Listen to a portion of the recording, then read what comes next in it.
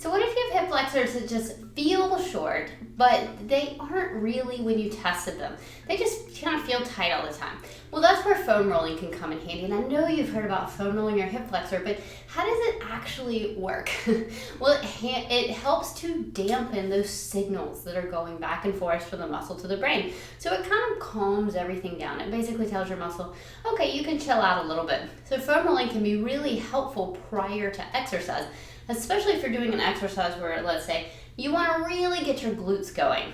Then foam rolling can be great because we're going to dampen down that hip flexor, that TFL, and we're going to say, all right, glutes, now do your job. So in order to foam roll, and just be mindful if you're on some type of blood thinner, okay? We don't want to be mashing on your body.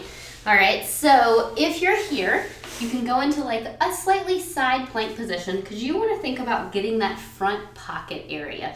All right, so the front pocket of your pants, like you're gonna stick your hand in your pocket, that is that TFL. So you can start right underneath that hip bone, the ASIS, and then you can roll down into your front pocket. You can get a little bit on the side, but you don't wanna go directly on the side. You don't wanna roll over the bursa sac and over the bone, okay?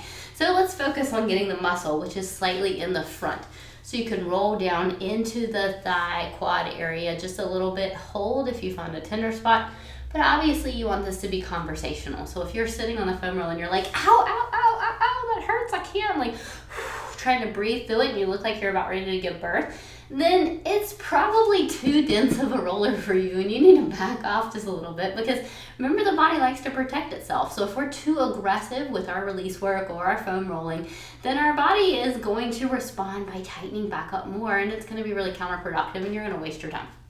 Okay, so give that just a little bit of foam rolling prior to exercise to help that loosen up. Now, we're gonna talk a bit in the third video about why our hip flexors tighten up and then what we can do about keeping it long term because let's face it, you foam roll, you tighten back up, you foam roll again, you tighten back up, you foam roll again. You get what I'm saying here. It just becomes this perpetual cycle that goes round and round. So what we want to do is stop that cycle by stopping the cause.